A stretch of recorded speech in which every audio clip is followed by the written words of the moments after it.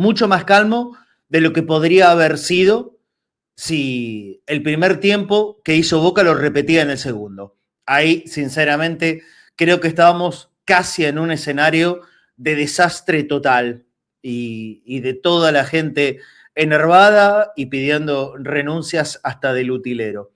En un momento me manda mensajes el vikingo, el bustero sacado, y yo creo que dio en la tecla con esto, dio en la tecla. El primer tiempo de Boca me hizo acordar mucho aquel partido catastrófico contra el Auckland City. ¿Se acuerda el equipo de Nueva Zelanda? Que terminó 1-1, bueno, una imagen deplorable, pero deplorable de Boca. Yo creo que se pareció mucho a eso. Equipo absolutamente sin ideas, con los caminos cerrados, con el rival con un jugador menos por la expulsión a los 14 minutos del primer tiempo, que se supone, cuando tenés ventaja numérica, bueno, te podrían abrir otras alternativas para poder superarlo. Pero Barracas lo que hizo fue levantar una especie de paredón blanco y rojo imposible de superar. Pero imposible no por lo hecho por Barracas, sino por lo no hecho por Boca, por haber sido completamente incapaz de saber encontrarse un hueco, porque no tenía ideas, porque tocaba la pelota para los costados e iba de un lado para el otro, de un lado para el otro, por supuesto haciendo eje en paredes, un ratito, milésimas de segundo que la tocaba Palacios, en el 99% de las ocasiones para atrás, y cuando lo pretendían hacer rebotar porque se acercaban hasta el lugar de la jugada, o Jiménez o Merentiel, parecía que tenían una especie de rebotín en sus botines, que la pelota se les iba a 20 metros, una cosa de locos. El primer tiempo de Boca fue sinceramente preocupante para todos. Y porque lo que veíamos es que otra vez, en un partido donde no se podía fallar y donde había que ganar sin ningún tipo de miramientos en cómo podía desarrollarse el partido, no importaba nada, Boca tenía que ganar a como dé lugar. Se estaba poniendo en cuanto a todos los competidores del campeonato en orden, ¿sí? Cumplía con este partido que se suspendió por el fallecimiento de Miguel hace apenas 2 semanas y un poquito menos, y veíamos que no iba por ningún lado. Después de la transmisión leía a muchos en el chat decir la cara que tenías, y bueno, sí, seguramente, pero era la cara que podía poner por lo que nos transmitía el equipo en la cancha. Asustaba por momentos lo mal que se estaba jugando. Y en esto entraban todos. Si querés hacer una honrosísima excepción, de Paredes por sus intentos, pero en realidad tampoco le salía una bien. Intentaba, porque lo único que le falta a Boca es que no intente Paredes, su mejor jugador. Y hasta creo que le costó mucho complementarse con Delgado en ese rato de los primeros 45 minutos. Es como que en algún momento me daba la sensación que estaba uno por encima del otro, entonces trataban de no ocupar su mismo espacio. Bueno, está claro, no tienen ni muchas prácticas ni mucho menos partidos juntos. Si no me equivoco, es la... No, mentira, no es la primera vez que juegan juntos, ya lo habían hecho contra Huracán. Que valga la mención, contra Huracán Boca había jugado de una manera incalificablemente mala. Entonces nos hacía acordar mucho a eso. Lo que pasa son muchas versiones que el equipo ha jugado de flojo para abajo este año, ¿no? Y nos fuimos al entretiempo con un 1-0 abajo, mirando que todo se alejaba, que si Boca no lo daba vuelta, bueno, no solamente nos íbamos a ir con la cabeza gacha de la cancha de Barraca Central, sino que otra vez entrábamos en este bendito túnel oscuro sin poder encontrar una lucecita que nos lleve al camino de la salida. Otra vez era eso. Por eso la preocupación, por eso seguramente el gesto que ustedes me veían en la cara. Obviamente nosotros trabajamos mirando la cancha, no mirando ni el monitor, ni la cámara, ni nada. Y es lo que sale, como les pasaría seguramente a ustedes mirándolo por la tele, como no entendiendo. Ver a jugadores nuestros errar pase de 2 metros. Esto tenía que ver con una especie de convulsión de nervios y de obnubilarse cualquier idea que tenía en ese rato de partido. Ni que hablar, después del gol de Insúa. Lo acabo de volver a ver en la tele, pero lo acabo de volver a ver justo segundos antes de comenzar el programa. Sí, le pega muy bien, le pegó de sobrepique. Obviamente que si Insúa lo intenta 100 veces más, 101 se le van afuera o no le acierta al arco. Pero bueno, en este caso le acertó al arco, le pegó bárbaro, fue un golazo, hay que reconocer, es un verdadero golazo, pero sigo pensando exactamente lo mismo que pensé en la cancha. Yo le veo una gran responsabilidad a Marchesín, que estaba mal acomodado, mal parado cuando quiso dar el paso atrás como para poder restablecerse. Terminó quieto porque no estaba físicamente para poder siquiera hacer un esfuerzo de tirar la mano. Y la imagen de un arquero inmóvil no es buena, no es buena. Yo entiendo. Y ya viene de sufrir otro golazo de lejos, se acordarán ustedes, el de Mastantuono, que todos le dan el mérito al pateador, y está bien, corresponde darle el mérito al pateador, pero cuando la pelota viene casi desde la casa del vecino y tenés que tener los segundos suficientes como para no solo verla, sino reacondicionarte como para de mínima intentar sacarla. Y es lo que no pasó nuevamente con Agustín Marchesín. Por eso digo, más allá que lo califico como un verdadero golazo, porque lo fue, no puedo dejar de deducirle responsabilidad al arquero de Boca. En definitiva, el panorama era bravo, era oscuro, porque los nervios que mostraban los jugadores en la cancha eran los nervios que teníamos nosotros desde afuera y que me imagino todos ustedes también estaban sintiéndolo desde afuera, ya sea escuchándolo por radio, por YouTube o mirando la tele, el que podía, porque mamita querida el horario, ¿no? Lunes a las 4 de la tarde. Andá a mirarlo si podés. Pero todo cambió en el segundo tiempo, o mejor dicho, empezó a cambiar en el entretiempo, porque ya no daba para más. Porque si bien hay una verdad objetiva, que es que Úbeda acertó con los cambios, sobre todo con uno, que ya vamos a hacer referencia, también es absolutamente cierto y real que se equivocó con el planteo inicial. Y mucho más, el error se mantiene, se persiste y se percibía muy claramente a partir de la expulsión de Insúa. Perdón, de Tapia, no de Insúa, de Tapia, de Iván Tapia, el capitán de Barracas, el hijo del presidente de la AFA. A Boca le quedaba demasiado, pero demasiado bulto en la mitad de la cancha, con 3 números 5, porque es lo que son, tanto Paredes como Delgado, como Alarcón, que hoy vino a cumplir una función de vaya uno a saber qué. No entendí la función de Alarcón. Volante por la derecha, con características de volante por la derecha, no la cumplió. De 5, obviamente no lo cumplió, ya había un doble 5, estaba Delgado, estaba Paredes.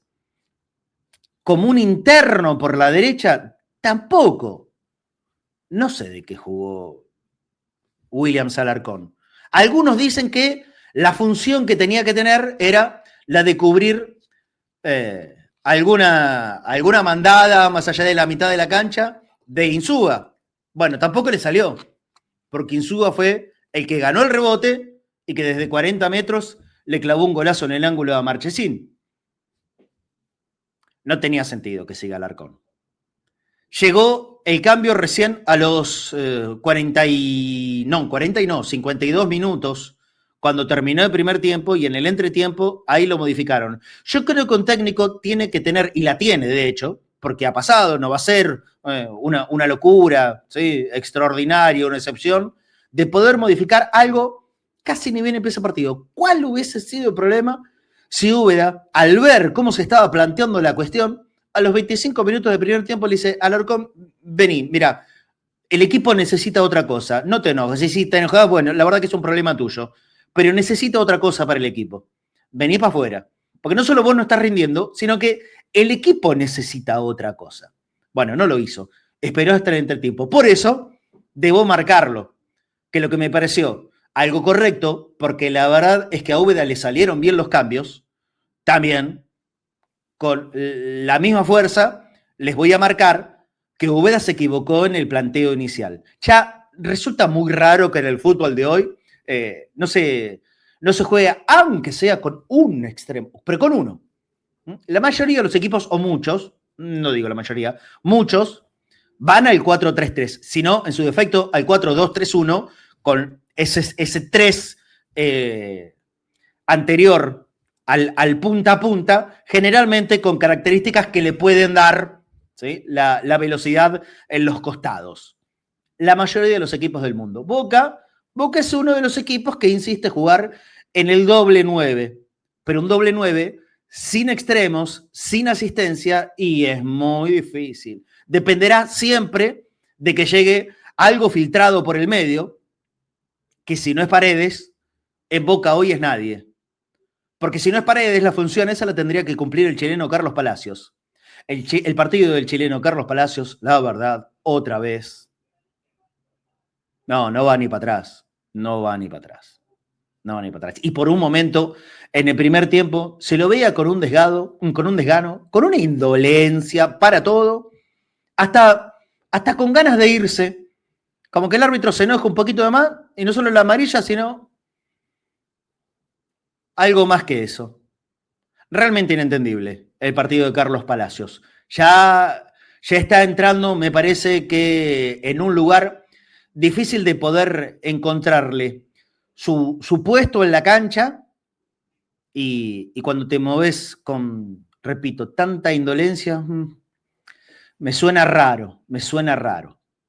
Se fue ya con Boca ganador en el segundo tiempo y creo que le hizo bien al equipo. Por eso estaría bueno que desde la tranquilidad que da la victoria, todavía no hablé del segundo tiempo, desde la tranquilidad que da la victoria, se puede dar un espacio para el replanteo del equipo. Por más que se haya ganado, no es necesario repetir todo sí o sí, ¿eh? Porque Boca ganó cuando cambió, no cuando repitió lo que venía haciendo. Boca ganó cuando cambió. Y cuando cambió en el entretiempo, con el ingreso de el hombre clave del día, que fue el Chango Ceballos.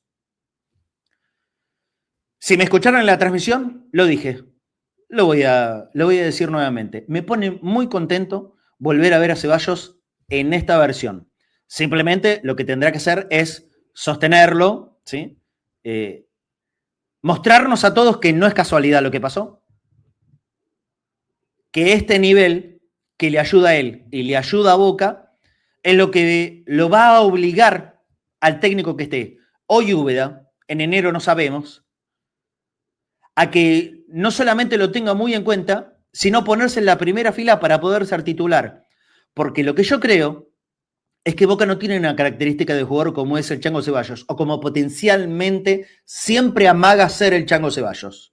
Con gambeta para adelante, sin miedo, animarse al 1-1, desborde, centro, y en el momento de enfrentarse al arquero, por ahí ser capaz de levantar la cabeza, así como hizo en el tercer gol, pero no mirar para el cielo, mirar para el medio, apuntar al compañero, asistirlo y a otra cosa. De eso se trata el camino de poder ser el jugador que hasta ahora siempre amagó, pero que en los últimos tiempos ni siquiera llegaba a mostrar una puntita de eso. Bueno, ahora otra vez nos está diciendo, acá estoy. Ojalá le dure, dependerá de él, por supuesto, y también de la confianza que le den, porque son jugadores que me parece que necesitan, ¿viste?, de este voto de cariño, de confianza. Bueno, mira, yo creo que vos podés. Dale, vamos, demostrame. Bueno, de ahora en adelante, será que demuestre y que le puede servir al equipo, así como viene mostrándolo en los últimos dos partidos. Cuando entró contra Belgrano de Córdoba, jugaban más o menos media hora, y en ese partido lo había dicho, para mí fue el mejor de Boca, y hoy indudablemente fue el mejor jugador de Boca, porque participó de los goles, porque fue el que le dio la posibilidad de quedar mano a mano para el empate a Jiménez, el que también arma la jugada del tercer gol, ¿sí?, después de un pelotazo largo, un lindo gol de Boca de contragolpe. Está bueno, a mí me encantan los goles de contragolpe porque tienen ese vértigo. Bueno, salió desde el propio campo, pelota larga, lo puso a correr a Ceballos y Ceballos ganó en la corrida. ¿Cuánto hace que Ceballos no ganaba en la corrida? Ganó en la corrida, ¿sí? Con el cuerpo se supo sostener la posición, se metió en el área, ahí allá donde no lo podés tocar o rozar porque es penal, y en el área levantó la cabecita y asistió a Merentiel para que Merentiel la vuelva a meter, lo cual también, por supuesto, es una muy buena noticia, el gol de Merentiel y los 2 goles de Jiménez, que es fundamental. Sí, los delanteros son gol, los delanteros son gol. Y que hayan metido otra vez los 2 delanteros de Boca es un plus de buenas noticias. De esto se trata, de empezar a volver a dar buenas noticias desde el campo de juego. Ahí, a donde tienen que darnos la respuesta a los jugadores. Y pasamos desde la oscuridad o del negro más oscuro a un equipo que nos dio tranquilidad. Yo no voy a utilizar hoy la palabra alegría, que por supuesto que estamos contentos que ganó Boca, ¿sí? Pero fundamentalmente este triunfo para Boca lo que le significa es tranquilidad. Era cumplir con el objetivo que no podía renunciarse. Boca tenía que ganar, porque por un montón de factores. Tenía que ganar por la tabla, por su zona y por la Libertadores. Y porque tenía que llegar bien parado a La Plata. La Plata va a ser un lugar bravísimo para Boca. Se enfrenta con el puntero de la zona, que es Estudiantes, junto con Central Córdoba, los 2 que están arriba. A tan solo un punto. Pero es bravo, es Estudiantes, es La Plata, es ese estadio, es un buen plantel, es un equipo que siempre nos ponen aprietos. Esta es la verdad. Y había que ir bien, había que ir ganador. El empate no servía para nada, porque si Boca hubiese empatado, gracias a Dios no pasó eso, estaba obligado a hacer cartón lleno sí o sí, sí o sí. Y el cartón lleno involucraba Estudiantes, River y en la última fecha Tigre en la Bombonera. Entonces, vos no podés condicionarte a el mata o muere en la siguiente fecha cuando faltan todavía 4. Cumplió con lo que tenía que hacer, ganar. Un primer tiempo malo, definitivamente muy malo. Ya voy a hablar del árbitro también, ¿eh? Y voy a hablar de lo que dicen del VAR. Ya voy a hablar de eso. Pero permítanme primero hablar de fútbol. Porque más allá de las cuestiones arbitrales, Boca en el primer tiempo jugó mal. Y por eso lo terminó perdiendo. Porque los árbitros siguieron siendo los mismos. Y en el VAR estaba exactamente la misma persona en el segundo tiempo. Pero no dio lugar a ningún tipo de polémica. En el segundo tiempo, el que cambió fue Boca. Y como Boca cambió, como Boca mejoró mucho, como el nivel de Ceballos también fue acompañado por sus compañeros, en un partido bárbaro de Milton Delgado, en la presencia de siempre de Paredes, en el buen ingreso que también tuvo Ander Herrera, que para mí ya empieza a pensarse fuertemente para que sea titular en La Plata, porque está la ausencia de Leandro Paredes, que fue amonestado antes de los 10 minutos de partido. Y creo que, sea con 1 o con 2-9, tiene que jugar Ceballos. Sí, tiene que jugar Ceballos. Y Ceballos desde el inicio. Porque si esto que demuestra en el segundo tiempo, rompiendo partidos, no lo puede ser desde el principio. Y si probamos, ¿qué perdemos? Si durante muchos partidos, por lo menos 8, y no creo estar exagerando en la cantidad, durante muchos partidos probamos con Aguirre. Anduvo bien en el principio, 1, 2, 3, 4 siendo generosos, y después su nivel fue en picada. Y si probamos ahora con Ceballos, y si a este nivel malísimo, pero malísimo, que volvió a mostrar Carlos Palacios, insistimos con otra alternativa, por ejemplo, Zenón. Miren, yo no estoy siendo muy fans de Zenón, lo fui, ¿eh? Con el buen Zenón, el del primer semestre con la camiseta de Boca, me encantaba, lo pedía hasta para la selección. Lástima que se lo llevó en la selección de Mascherano, lo arruinó. Pero ya está, ¿qué le vamos a seguir echando la culpa al tipo? No. Acá la culpa del bajo nivel que mostró en el último año es de Zenón, no es de Mascherano. Es de Zenón. Pero así todo, me parece que le puede dar otra cosa al equipo que esté intrascendente y muchas veces indolente Carlos Palacios. De lo cual Boca, así exactamente igual como digo con Alan Velasco, ahora fuera Alan por lesión durante lo que resta del año, cada vez se me hace más difícil encontrarle lugar donde debe jugar, a dónde se puede acomodar mejor. Hoy estaba posicionado casi como enganche, qué sé yo, flotaba libre, iba como arrancando desde la izquierda, pero siempre tratando de encontrarse como alternativa por el medio, y lo comprendo, si esa es la función que le fue, que le dio Úbeda, no estaba mal pensado, pero un enganche que está siempre de espaldas al arco es nada. Es nada, porque si un enganche, en vez de tomar la pelota y quedar posicionado inmediatamente para atacar, rebota la pelota permanentemente para atrás, no sirve, no es útil. Y este Carlos Palacios, me parece que a Boca no le es útil. Por eso digo, y lo digo ahora en la victoria, lo digo en la victoria. Yo creo que Úbeda puede permitirse pensar en cambios, porque el equipo funcionó mejor cuando no repitió lo que venía teniendo, sino cuando cambió. Entonces, ¿por qué no animarse a cambiar? Cuidado que Boca ganó el partido y jugó decentemente bien cuando llegaron las variantes, con el ingreso de Ceballos, y también me parece que fue un aporte positivo. Siempre dependerá de lo físico, lo del vasco André Herrera, porque evidentemente calidad el tipo tiene. Y en los poquitos tramos en los que se pudieron juntar, congeniar ahí con la pelota, Herrera, Paredes, Delgado y alguno más que se quería sumar, Boca anduvo bien, ¿eh? Y manejó el segundo tiempo realmente con tranquilidad, solvencia y contundencia.